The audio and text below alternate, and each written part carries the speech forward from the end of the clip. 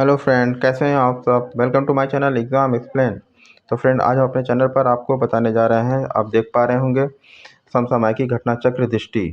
ठीक है, 2022 इसका हम क्विक रिवीजन कराने जा रहे हैं। ठीक है, तो आपको इसके जरिए 1 जून 2021 से 10 मई 2022 तक का सारे करंट अफेयर जो हैं आपको इसमें मिल जाएंगे। तो ये पीसीएस जो 12 जून को पीटी का एग्ज़ाम होने वाला है, उसके कंटेक्स्ट में ये बहुत ही इंपॉर्टेंट है। चलिए फ्रेंड, इसका क्विक रिवीजन करते हैं। और अगर आप लोग हमारे चैनल पर नए हों तो हमारे चैनल को लाइक कीजिए, सब्सक्राइब कीजिए, हमारे वीडियो को लाइक कीजिए और बेल आइकन को दबा के ऑल पे क्लिक कीजिए। ठीक है फ्रेंड, हमने इस कंटेक्स्ट में 2 वीडियो और बना चुके हैं, तो वो हमारे आपको पीछे मिल जाएगा हमारे चैनल पे। चलिए आज हम यहाँ से स्टार्ट करते हैं अपना अगले वीडियो को।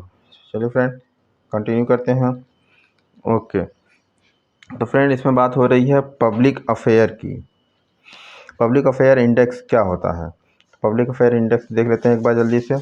पब्लिक अफेयर इंडेक्स यानी PAI को वर्ष 1994 में स्थापित बेंगलुरु स्थित एक गैर लाभकारी think tank public affair centre यानी PAC द्वारा विकसित किया गया। यह सूचकांक वर्ष 2016 से प्रत्येक वर्ष जारी किया जा रहा है। इस सूचकांक के तहत भारत के राज्यों को उनके प्रशासनिक प्रदर्शन के आधार पर यानी कि गवर्नेंस परफॉर्मेंस के आधार पर रैंक प्रदान की जाती है। ठीक है, अब इसमें इंपॉर्टेंट फैक्ट क्या है फ्रेंड, देख लेते हैं एक बार।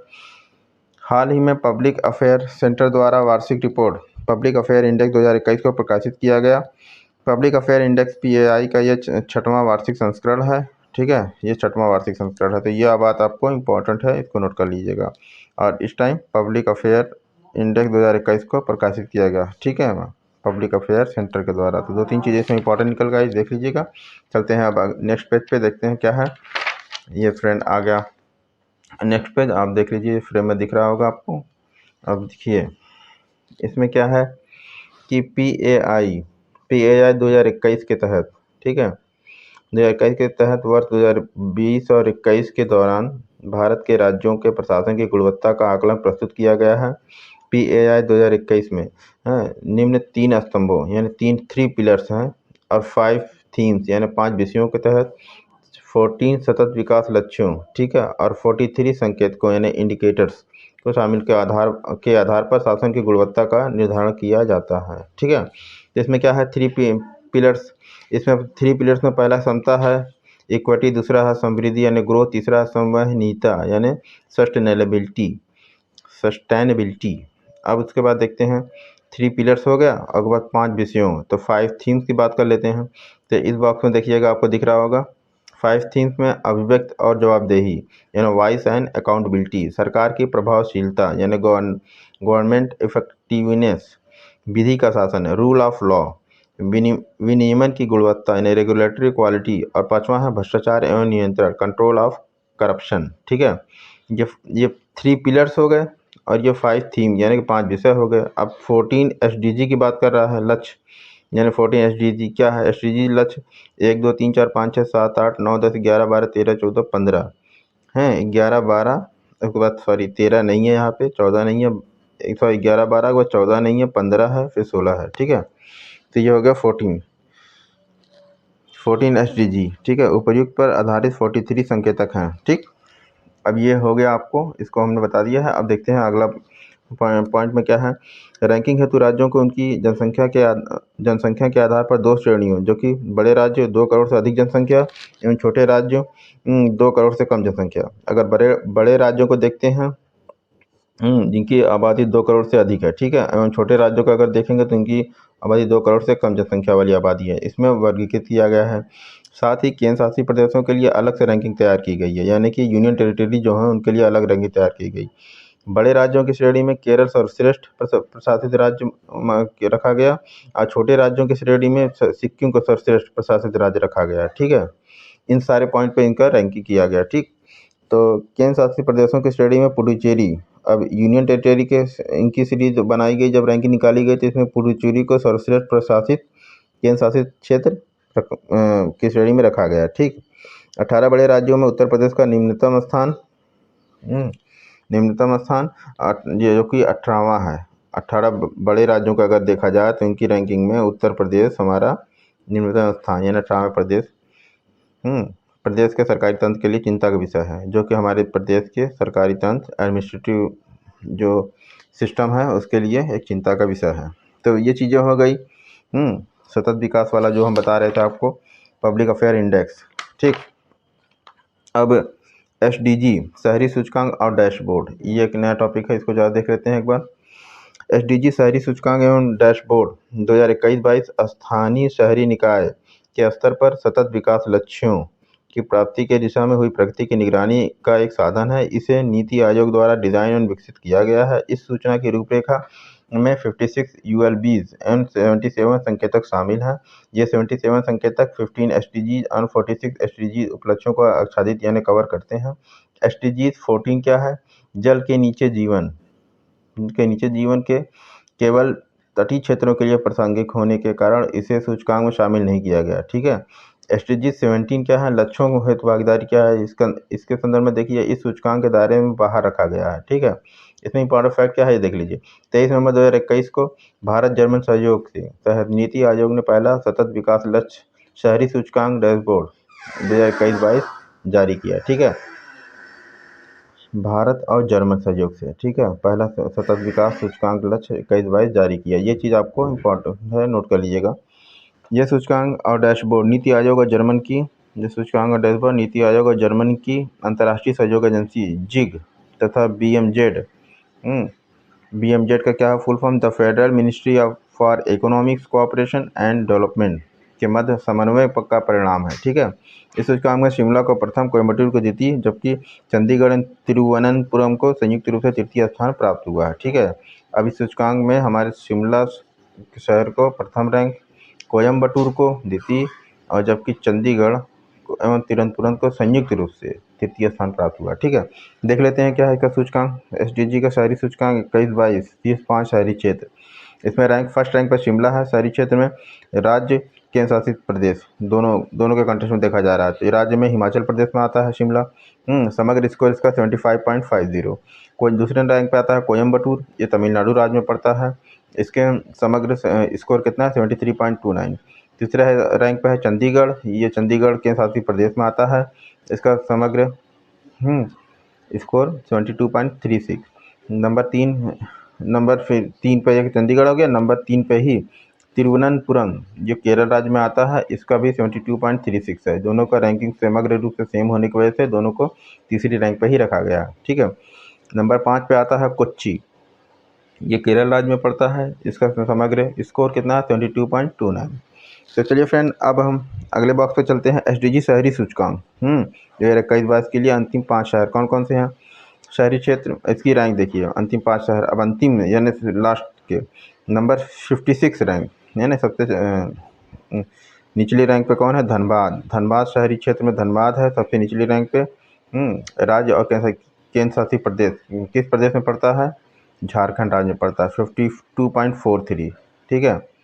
और 56 के बाद 55वां अंतिम से दूसरा यानी कि मेरठ शहर पड़ता है, ये उत्तर प्रदेश राज्य में पड़ता है। इसका समग्र रैंकिंग कितना है? 54.62।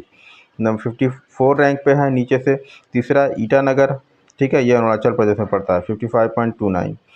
53 रैंक पे कौन है? गुवाहाटी, ये असम राज्य में पड़ता है, 55.79।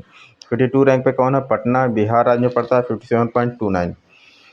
तो चलिए फ्रेंड, ये इतना दोनों बॉक्स कंप्लीट हो गया। अब हम नेक्स्ट पेज पे चलते हैं और देखते हैं इसमें क्या क्या है इंपॉर्टेंट चीज़ें, देख लेते हैं एक बार जल्दी से।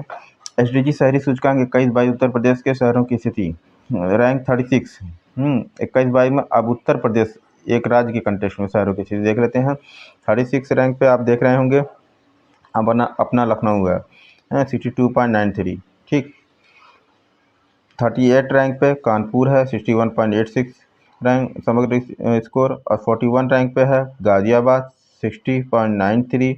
42 रैंक पे है आपका प्रयागराज अपना, ये याद रखिएगा, प्रयागराज पूछ सकता है और वाराणसी भी पूछ सकता है। 46 रैंक पे है वाराणसी, कौन से रैंक पे है? 58.79 समग्र स्कोर। और ये SDG शहरी सूचकांक में ये पूछ सकता है, SDG शहरी सूचकांक 2021-22 में वाराणसी शहर को कितना स्कोर दिया गया है या इसको स्कोर इतना दिया गया है तो कौन सी रैंक पे है, तो ये आप याद कर लीजिएगा, नोट डाउन कर लीजिए।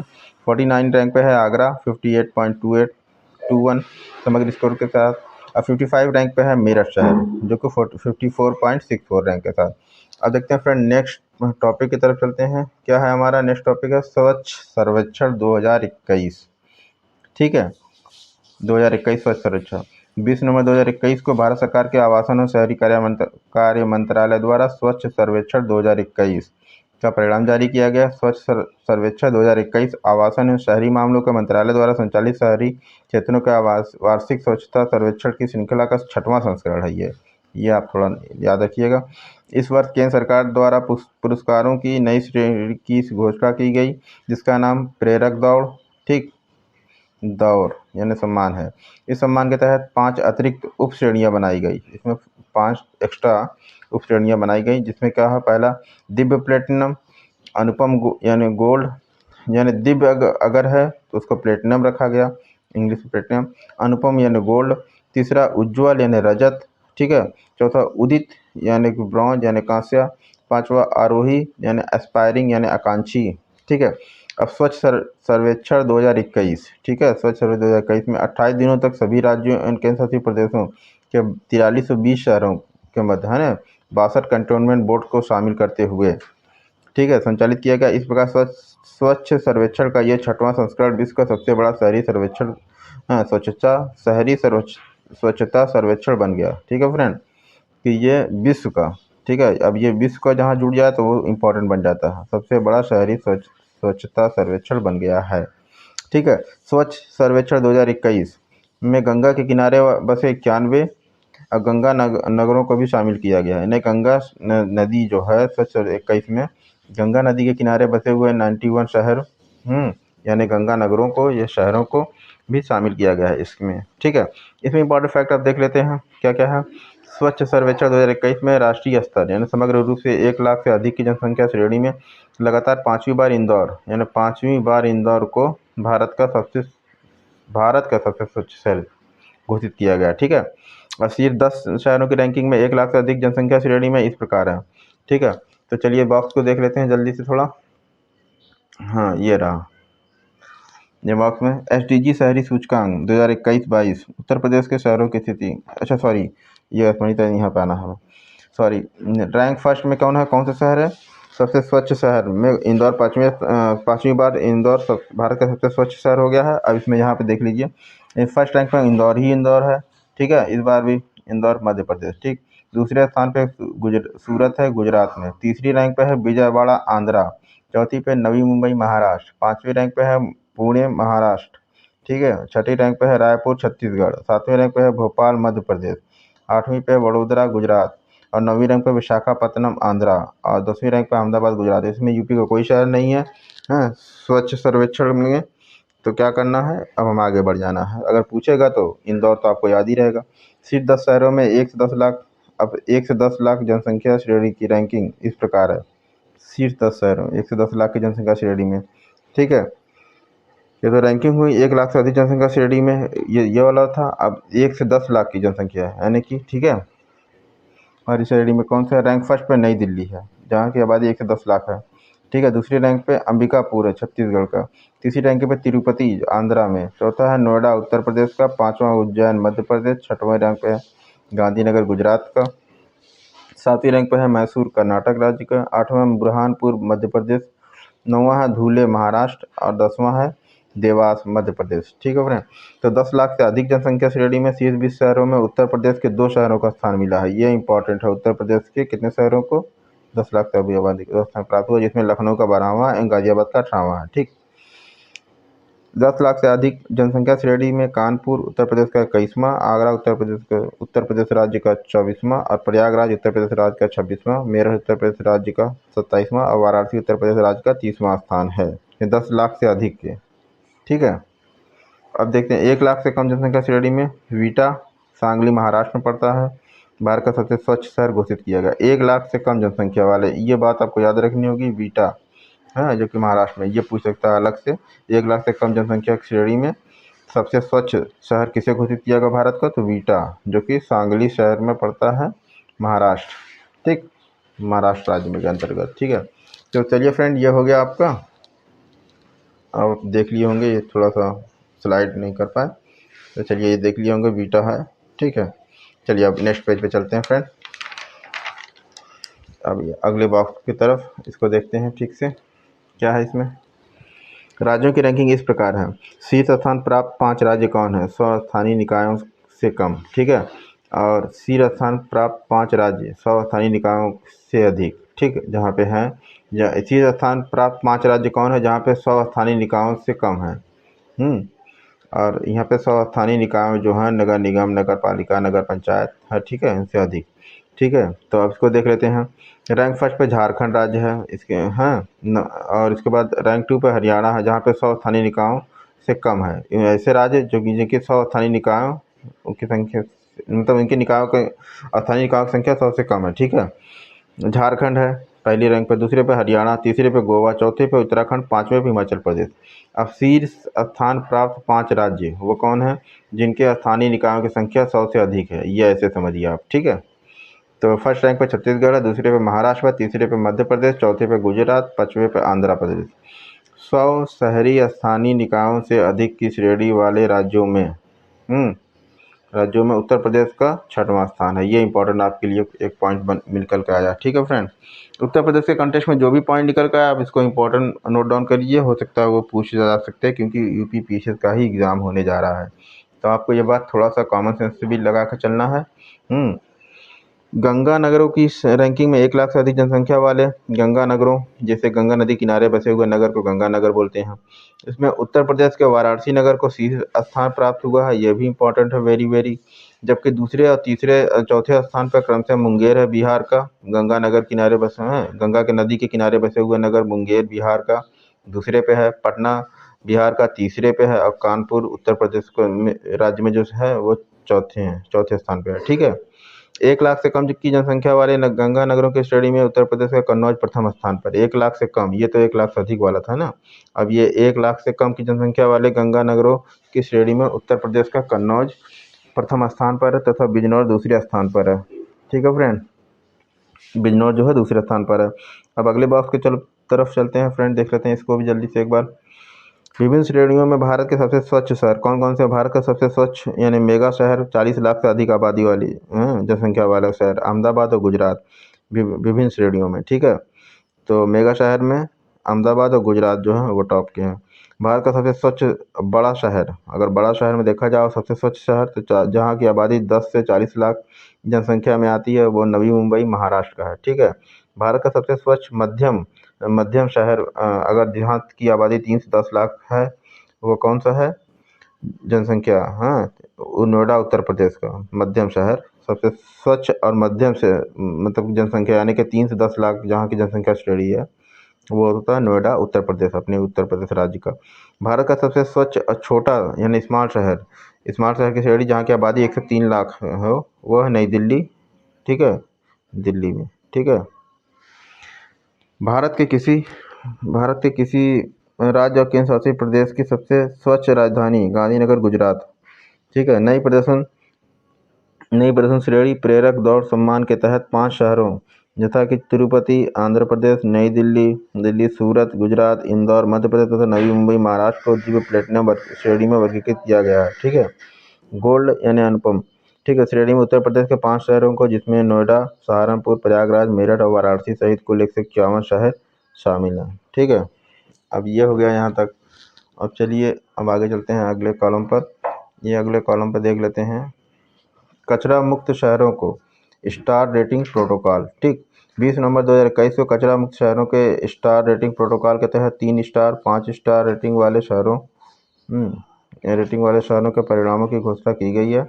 कुल 9 शहरों जैसे कि इंदौर, सूरत, नई दिल्ली, नवी मुंबई, अंबिकापुर, मैसूर, नोएडा, विजयवाड़ा तथा पाटन को 5 स्टार शहरों के रूप में प्रमाणित किया गया है, 5 स्टार सिटीज। जबकि 143 शहरों को 3 स्टार प्रमाण पत्र प्रदान किया गया है, ठीक है, स्टार रेटिंग मिली है। अब आपको देखना है इसमें सफाई मित्र सुरक्षा चुनौती जो है, इस बॉक्स को देख लीजिए। नवंबर 2021 में घोषित सफाई मित्र सुरक्षा चुनौती 2021 के परिणामों के अनुसार, ठीक है, 10 लाख से अधिक की जनसंख्या श्रेणी में इंदौर मध्य प्रदेश को प्रथम, जबकि नवी मुंबई महाराष्ट्र में पड़ता है, उसको द्वितीय स्थान प्राप्त हुआ है।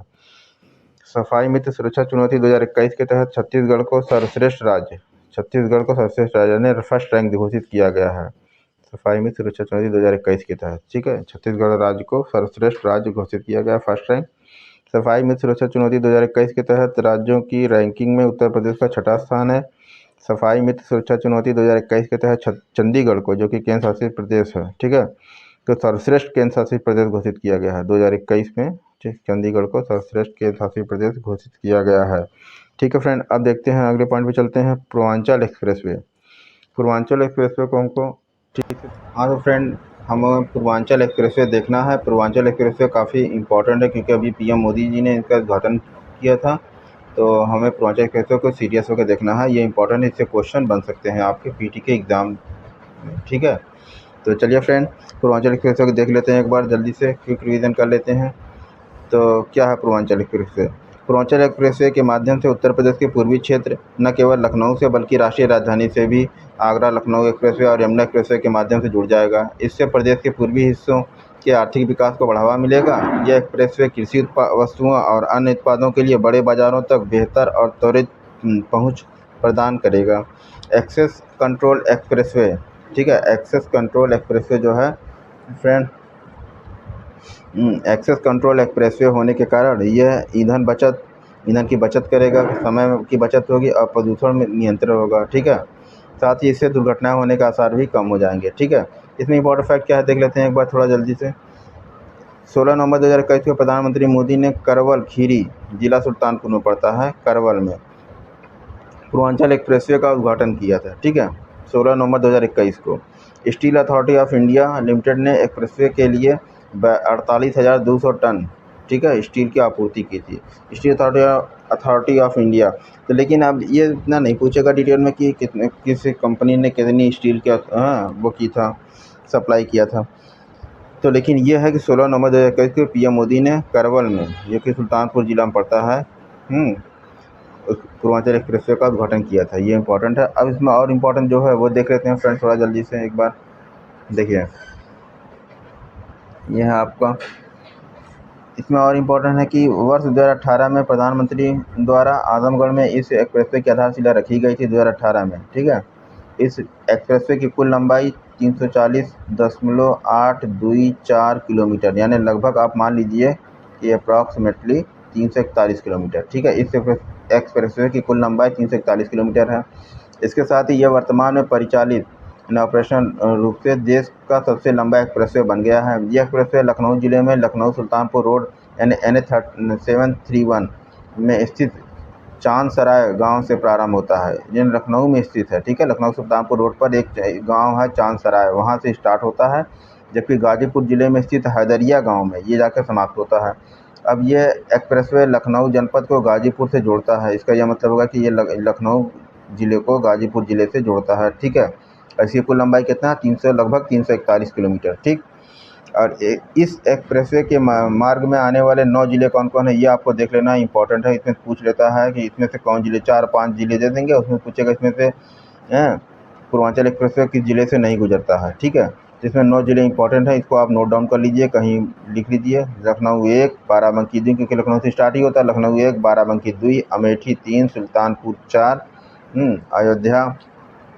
अयोध्या 5, अम्बेडकर नगर 6, आजमगढ़ 7, मऊ 8 और गाजीपुर 9, ठीक है। 9वां जिला है गाजीपुर। यह 6 लेन का एक्सप्रेसवे है, लेकिन फ्यूचर में यानी भविष्य में इसको 8 लेन तक बढ़ाया जा सकता है, विस्तारित किया जा सकता है। इस एक्सप्रेसवे पर सुल्तानपुर में कूरेभार गांव के निकट 3.2 किलोमीटर लंबी एक हवाई पट्टी भी बनाई गई है, ठीक है, एयर स्ट्रिप, जहाँ पे हमारे एयरफोर्स के लड़ाकू विमान उतारे जा सकते हैं, ठीक है, उसे एयर स्ट्रिप बोलते हैं। तो कहाँ पे? इस सुल्तानपुर में, ठीक है, सुल्तानपुर जिले में कूरेभार गांव के निकट ही, ठीक है। इस हवाई पट्टी पर भारतीय वायुसेना के लड़ाकू विमान आपातकालीन स्थिति में लैंड कर सकेंगे, ठीक है, और यहाँ से उड़ान भी भर सकेंगे। लड़ाकू विमानों की आपातकालीन लैंडिंग और टेक ऑफ को सुगम बनाने के लिए एक्सप्रेसवे पर 3 हवाई पट्टियों का निर्माण करने वाला उत्तर प्रदेश भारत का प्रथम राज्य है। यानी उत्तर प्रदेश अपने यहाँ की जो रोड बनती है एक्सप्रेसवे पर हवाई एयर स्ट्रिप को बनाने वाला भारत का पहला राज्य है, ठीक है। ये हो गया। इसमें यमुना एक्सप्रेसवे मथुरा के यमुना एक्सप्रेसवे पे भी बना हुआ है, आपको पता ही है, मथुरा के निकट, आगरा लखनऊ एक्सप्रेसवे जो बना था उस पर भी उन्नाव के निकट हवाई पट्टी का निर्माण किया गया है, ठीक है फ्रेंड। तो चलिए इसमें इतना हो गया। अब इस बॉक्स को दे रखते हैं, बॉक्स क्योंकि थोड़ा इंपॉर्टेंट होता है ज़्यादा। गंगा एक्सप्रेसवे 18 दिसंबर 2021 को प्रधानमंत्री नरेंद्र मोदी ने शाहजहाँपुर उत्तर प्रदेश में पड़ता है गंगा एक्सप्रेसवे की आधारशिला रखी। शाहजहाँपुर जिले में जो कि उत्तर प्रदेश राज्य में पड़ता है, वहाँ से गंगा एक्सप्रेसवे की आधारशिला रखी 18 दिसंबर 2021 को। ठीक है, यह एक्सप्रेसवे पूर्वी उत्तर प्रदेश को पश्चिमी उत्तर प्रदेश से जोड़ेगा। गंगा एक्सप्रेसवे की लंबाई 593 है, सबसे बड़ा लंबा एक्सप्रेसवे 593.947, लगभग 594, इसको मान लीजिए राउंड फिगर में, अप्रॉक्सीमेटली इसकी लंबाई है गंगा एक्सप्रेसवे की। यह एक्सप्रेसवे 6 लेन का है, जिसे फ्यूचर में 8 लेन तक बढ़ाया जा सकता है। ठीक है, यह एक्सप्रेसवे मेरठ जिले के बिजौली गांव NH 334 से प्रारंभ होकर, ठीक है, मेरठ जिले के कहाँ से एक्सप्रेसवे स्टार्ट होगा? मेरठ जिले के बिजौली गांव, ठीक है, से प्रारंभ होकर प्रयागराज जिले के जुड़ापुर दांडू गांव में समाप्त होगा। ठीक है, चलिए फ्रेंड इसको देख लेते हैं। और उत्तर प्रदेश एक्सप्रेसवे औद्योगिक विकास प्राधिकरण यानी UPEIDA इसके निर्माण की नोडल एजेंसी है, यानी कि इसका पूरा टेंडर, पूरा ठेका इस एजेंसी को दिया गया है, UPEIDA। ठीक है, UPEIDA इसे बोल लेते हैं शॉर्ट फॉर्म में। चलिए फ्रेंड इसको और आगे थोड़ा देख लेते हैं, इसमें और क्या है इंपॉर्टेंट चीज़ें जो आपको नोट डाउन करने लायक हैं, जो आपके एग्ज़ाम में काम आ सकती हैं।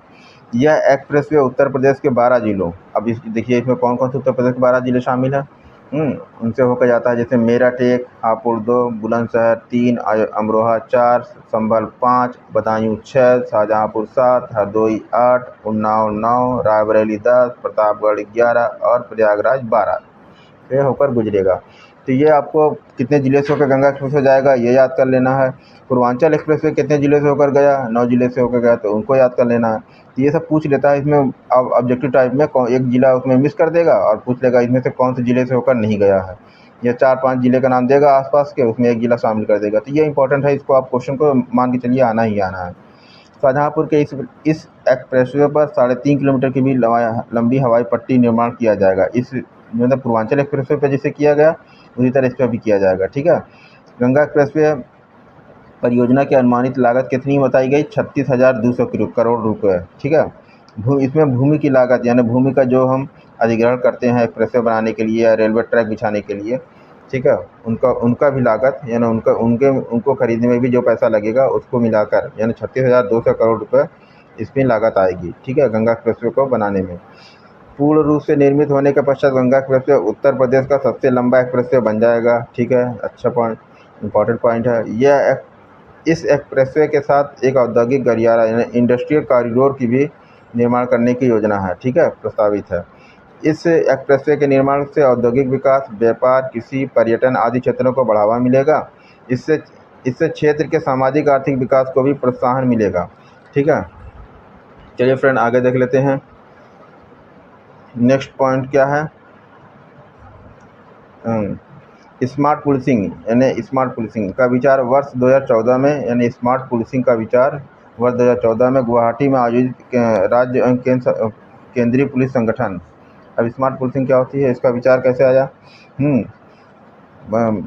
केंद्रीय पुलिस संगठनों के सम्मेलन में भारत के प्रधानमंत्री मोदी द्वारा प्रस्तुत किया गया था स्मार्ट पुलिसिंग 2021। ठीक है, स्मार्ट पुलिसिंग 2021 पर नागरिक संतुष्टिकरण सर्वेक्षण, ठीक है, यानी सिटीजन सेटिस्फैक्शन सर्वे के आधार पर भारत में पुलिसिंग की गुणवत्ता के संबंध में नागरिकों के दृष्टिकोण और पुलिस पर जन विश्वास के स्तर पर आकलन करने हेतु भारतीय पुलिस फाउंडेशन यानी IPF, ठीक है, इंडियन पुलिस फाउंडेशन का एक क्रांतिकारी प्रयास है। ठीक है, इसमें इंपॉर्टेंट फैक्ट देख लेते हैं फ्रेंड क्या क्या है।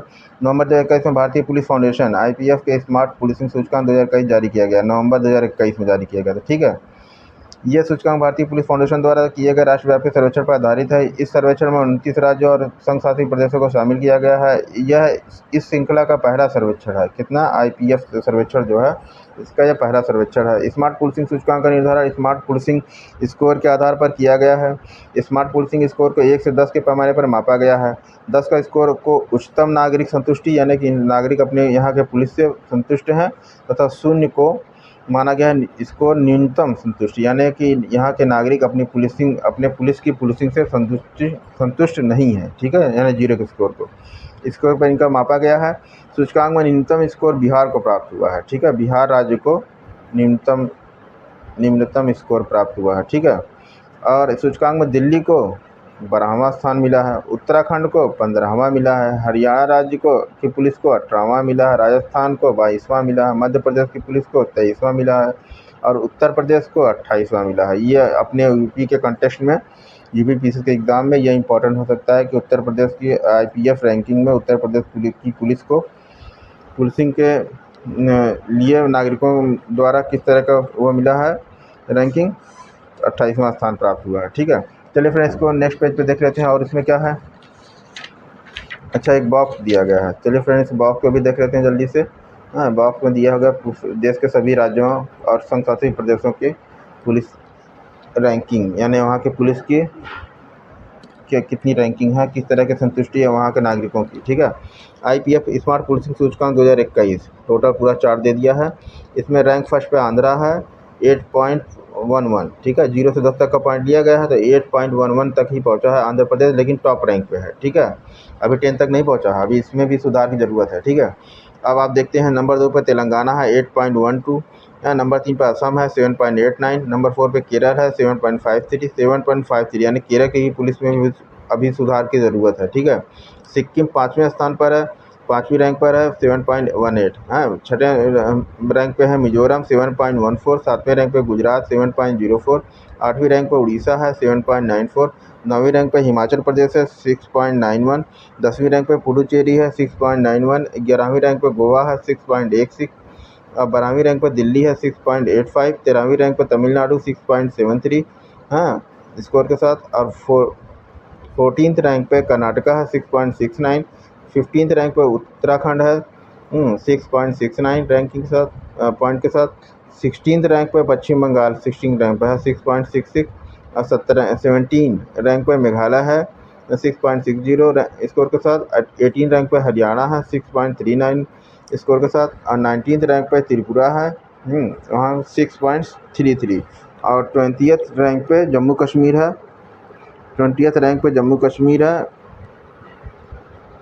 कितना स्कोर है इसका जम्मू कश्मीर का 6.26, और 20th रैंक पे जम्मू कश्मीर हो गया आपका। थोड़ा इसको ऐसे स्लाइड ले लेते हैं रेंज में। हाँ ठीक, जम्मू कश्मीर हो गया 6.26। महाराष्ट्र को 21st यानी कि 21वीं रैंक मिली है 6.25, और 22वीं रैंक मिली है राजस्थान को 6.17, और 23वीं रैंक मिली है मध्य प्रदेश को 6.15, और 24वीं रैंक मिली है नागालैंड को 6.11, और 25वीं रैंक पंजाब राज्य को मिली है 6.07, 26वीं रैंक पर झारखंड है 6.07, 27वीं रैंक पर छत्तीसगढ़ 5.93, 28th यह आप उत्तर प्रदेश के कॉन्टेक्स्ट में याद कर लीजिएगा। उत्तर प्रदेश को हमारे पुलिसिंग रैंकिंग में कितनी रैंक मिली है 5.181, यानी कि बहुत ही पिछड़ा, नीचे से मतलब दूसरा, यानी बिहार के बाद दूसरी रैंक पे उत्तर प्रदेश की पुलिस है। यानी यहाँ की जनता यहाँ की पुलिस की पुलिसिंग से संतुष्ट नहीं है, बहुत ही ख़राब रैंकिंग है अब इसमें यूपी के लिए। हाँ, और 29 यानी 29वें रैंक पे बिहार राज्य है, जहाँ के जनता और भी ज़्यादा असंतुष्ट है अपनी यहाँ के पुलिस की पुलिसिंग से। ठीक है, स्मार्ट पुलिसिंग सूचकांक 2021 आपने देख लिया। ठीक है, अब आप इससे आकलन कर सकते हैं कि हमारे राज्य की क्या व्यवस्था है, पुलिस तंत्र कैसे काम करता है। चलिए ठीक है फ्रेंड, आगे बढ़ते हैं।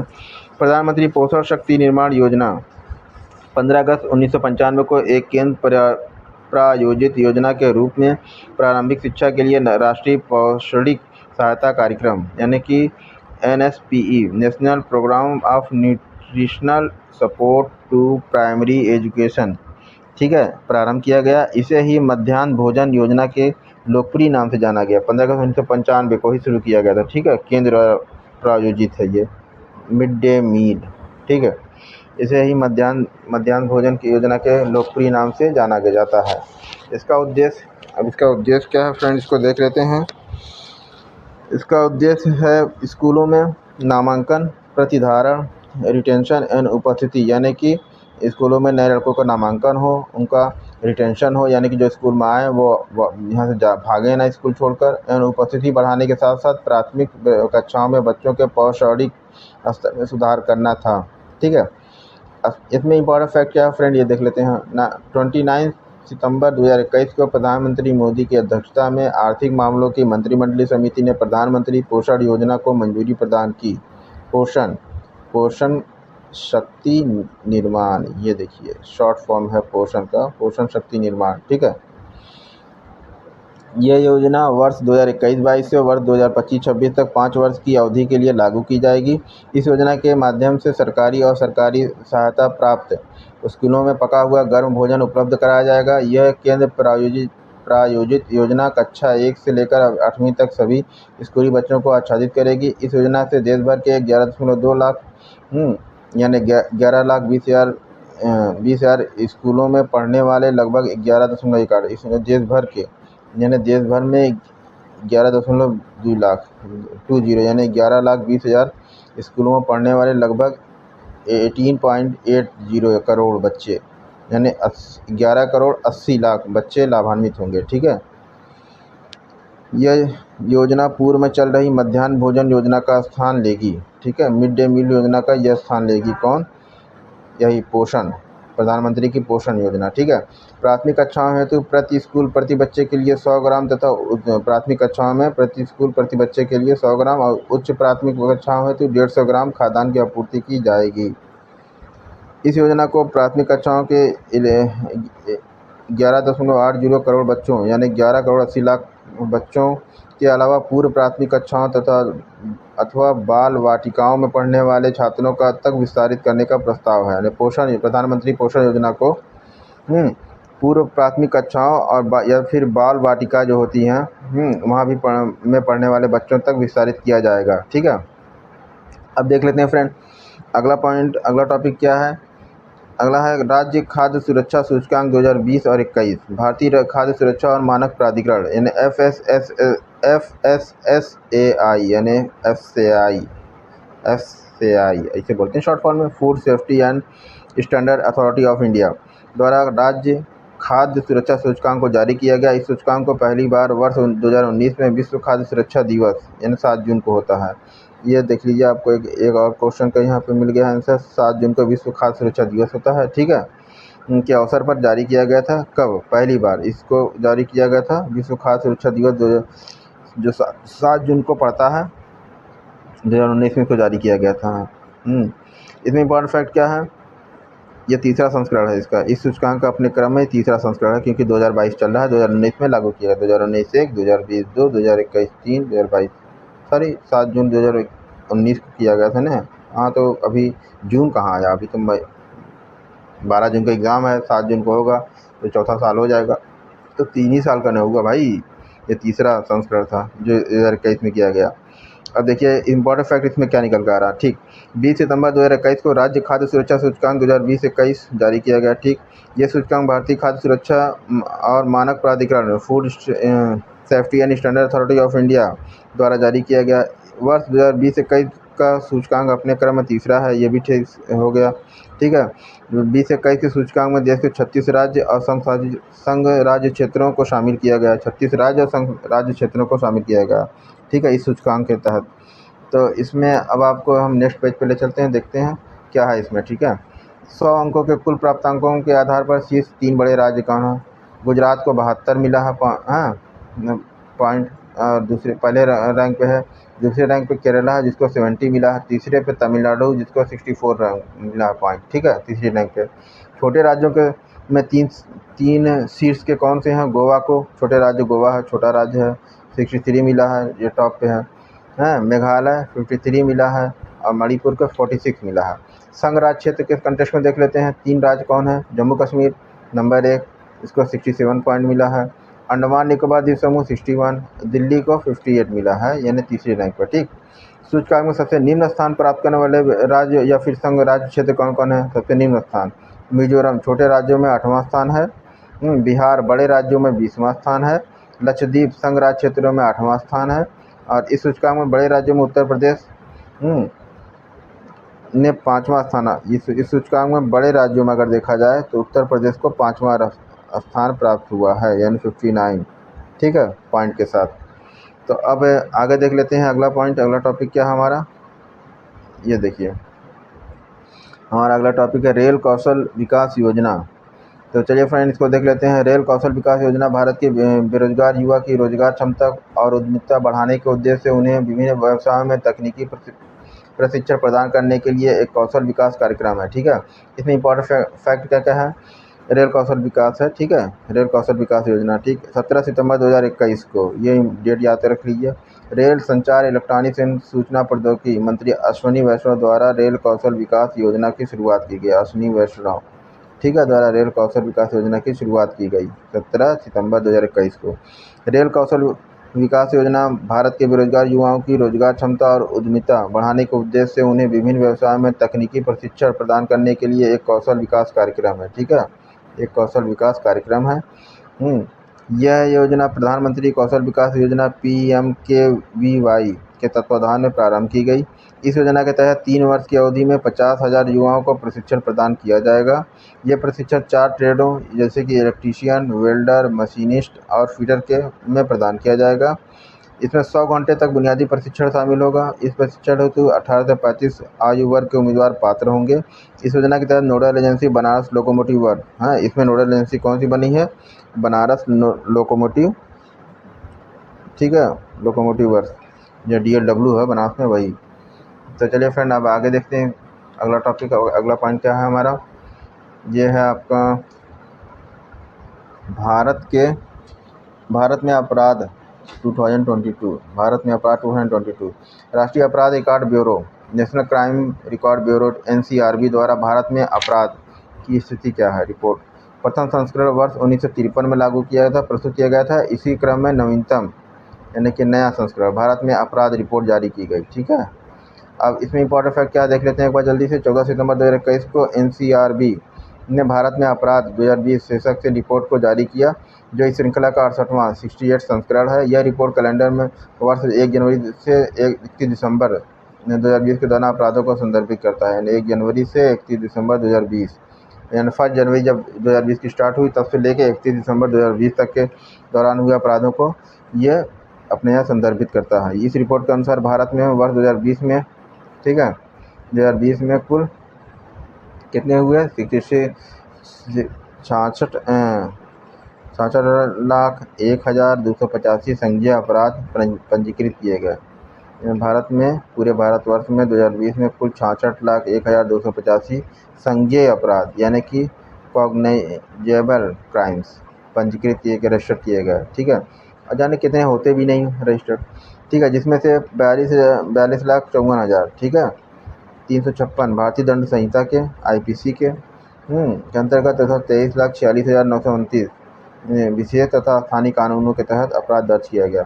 इस प्रकार अपराधों के पंजीकरण में वर्ष 2019 की तुलना में 2020 में 28% की वृद्धि दर्ज की गई। अब लीजिए, अब वृद्धि होती जा रही है। वर्ष 2020 में कुल 50,035 मामले साइबर अपराधों के दर्ज किए गए थे। 2020 में 50,035 मामले साइबर अपराधों में दर्ज किए गए, जो दर्शाता है कि वर्ष 2019 की तुलना में 44,735 मामले में वर्ष 2020 में 11.8% अधिक मामले पंजीकृत हुए। यानी कि पिछले 2020-19 के मामले के कंपेरिजन में 11.8% अधिक मामले पंजीकृत किए गए। ठीक, अब वर्ष इसमें और देख लेते हैं। वर्ष 2020 के दौरान महिलाओं के विरुद्ध अपराध में 3,71,503 मामले दर्ज किए गए, जो वर्ष 2019 की तुलना में 8.3% की गिरावट प्रदर्शित करता है। ठीक है, वर्ष 2020 में प्रति 1 लाख महिला जनसंख्या पर पंजीकृत अपराध दर 56.5 रही। ठीक है, अब अगला पॉइंट चलते हैं फ्रेंड जल्दी से एक बार।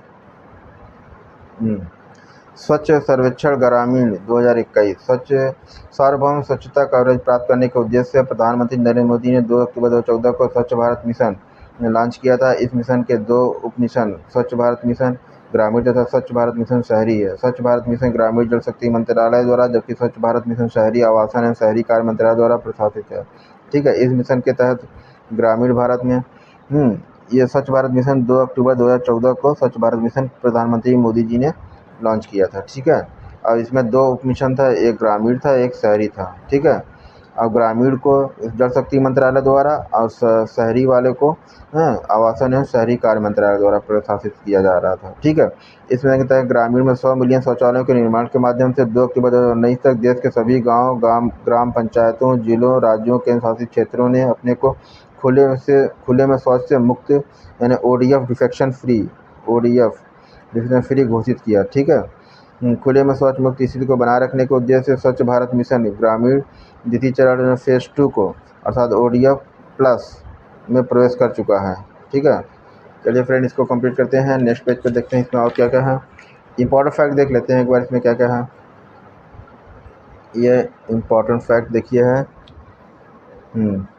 9 सितंबर 2021 को 9 सितंबर 2021 को स्वच्छ भारत मिशन ग्रामीण फेज़ 2 के अंतर्गत स्वच्छ सर्वेक्षण ग्रामीण 2021 लॉन्च किया गया, ठीक है, जिसमें ओडीएफ प्लस गतिविधियों में तेजी लाने के उद्देश्य से इस सर्वेक्षण को पेयजल एवं स्वच्छता विभाग द्वारा संचालित किया जाएगा। उल्लेखनीय कि इससे पूर्व स्वच्छ सर्वेक्षण ग्रामीण को वर्ष 2018-19 में संचालित किया गया था, ठीक है। स्वच्छ सर्वेक्षण ग्रामीण 2021 SSG 2021 के अंतर्गत देशभर के 698 जिलों में 17,475 गाँवों को आच्छादित यानी कवर किया जाएगा, ठीक है। SSG 2021 यानी 2021 ओडीएफ स्थायित्व तथा गांव में ओडीएफ प्लस के कार्यान्वयन के मूल्यांकन पर ध्यान केंद्रित करेगा।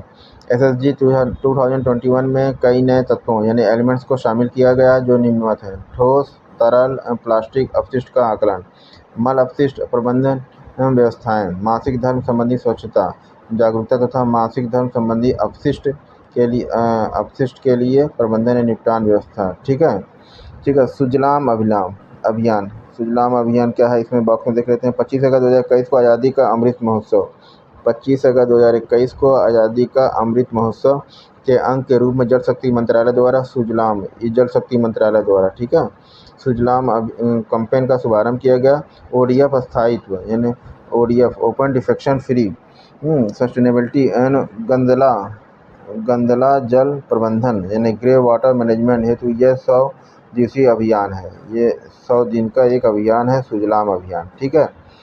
इसमें क्या है, ओडीएफ का स्थायित्व एवं गंदा जल जो है प्रबंधन का हेतु 100 दिन का एक अभियान है। कौन है, सुजलाम अभियान, ठीक है। इस अभियान के तहत जिन प्रमुख क्षेत्रों पर ध्यान केंद्रित किया जाएगा, कितना 10 लाख सोख्ता गड्ढों का निर्माण होगा, शौचालयों की मरम्मत होगी, नए परिवारों तक शौचालय की पहुंच बनाई जाएगी।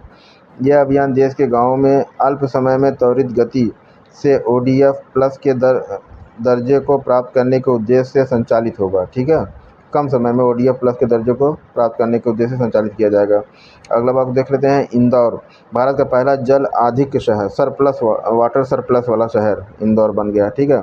11 अगस्त 2021 से केंद्रीय आवासन और शहरी कार्य मंत्रालय ने इंदौर को भारत का पहला कब है 11 अगस्त 2021 को केंद्रीय आवासन एवं शहरी कार्य मंत्रालय ने इंदौर को भारत का पहला जल अधिकता यानी वाटर सरप्लस शहर घोषित किया। इंदौर ने स्वच्छ सर्वेक्षण सूचकांक 2021 के तहत देश के पहले जल अधिक शहर वाटर प्लस सिटी होने का प्रमाण पत्र प्राप्त किया। इसमें कि ध्यान देने की बात इसमें यह भी है कि इंदौर को भारत के सबसे स्वच्छ शहर का दर्जा भी प्राप्त है, लगातार चौथी बार। ये तो अपने पीछे भी देख लिया, ठीक है फ्रेंड। अब आगे देखते हैं NIRF, ठीक है। NIRF क्या होता है, इसको हम अगले वीडियो में देखेंगे, क्योंकि फ्रेंड वीडियो लंबा हो जाता है और फिर आप लोग की प्रॉब्लम होती है, ठीक है फ्रेंड। मिलते हैं। अगर आपको वीडियो कैसा लगा या हमको कमेंट बॉक्स में जाके कमेंट जरूर कीजिएगा, ठीक है। अगर वीडियो पसंद आए तो इसको लाइक कीजिए, हमारे चैनल पर नए हैं तो इसको सब्सक्राइब कीजिए और बेल आइकन को दबाना बिल्कुल मत भूलिए। चलिए फ्रेंड, मिलते हैं अगर नेक्स्ट वीडियो में। बाय बाय, टेक केयर, जय हिंद, जय भारत।